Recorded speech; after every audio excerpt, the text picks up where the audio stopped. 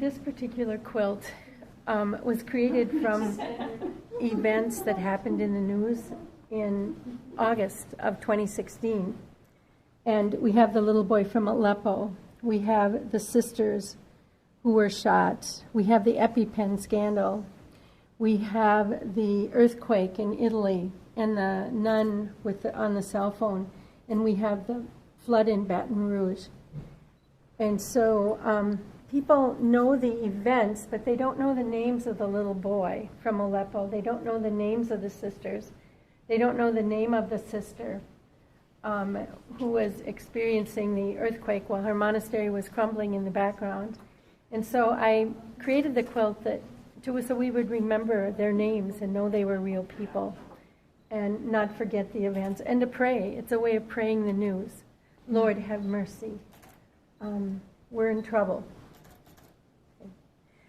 This quilt was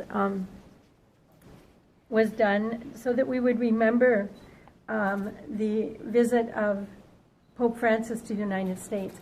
And there was so much wonderful energy when he was in the U.S. and all kinds of news reports and all. And so that we didn't lose that. And he spoke in New York and in Washington, D.C. and in Philadelphia.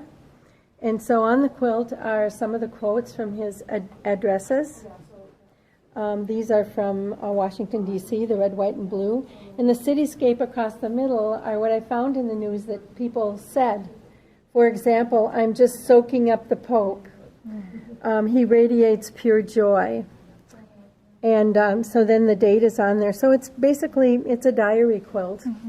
And then we would remember, he said, I too am a son of this great continent. And he said, Buenos Aires was a city of immigrants too. Most of us were foreigners. And he always says, don't forget to pray for me. So this is the Pope Francis quilt. Beautiful. This quilt, I'm very touched by the plight of the immigrants. And we don't live on the shore. We don't live on borders. We don't live where a river is, where people are crossing and suffering. And so I made the quilt to raise consciousness that we don't forget the people who walk. Notice they don't have faces. They have feet. The many miles to a safe place to live. Displacement, asylum, migration, scattering, dissemination, all things that we associate with diaspora, which is historical mass dispersions of people from their homeland. It's the movement of people away from their established or ancestral homeland. And so some of them cross rivers. Here's the desert in Arizona. Many come on the top of rail cars up from Mexico because there are no passenger trains. Some of them come by boats in the Mediterranean. They also die in the waters, and so we remember them. So their stories are on the quilt and some of the statistics as well. And here they're trying to break through the fences. They're called refugees, they're called migrants, they're called aliens. Many of them try to come up through Greece, but now I understand Hungary has built a wall. So lest we forget the suffering, moving people of the earth who have no place to call home right now. This quilt, I'm going to Uganda to teach in July. And I'm teaching in a little school called St. Philomena's.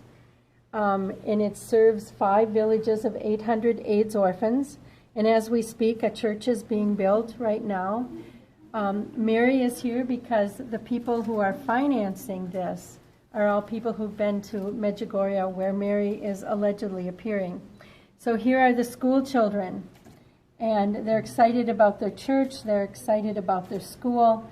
The vision, the mission, the goal is all here on the side. Green Village Children's Center.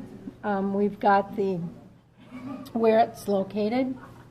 Lawabakira Village in Mukangi, sub-county of Masaka District.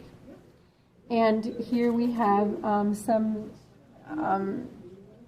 story about Uganda, what we know about Uganda. These are quotes from the children when they knew that they were going to have a church. I'm happy about this new church. The children say,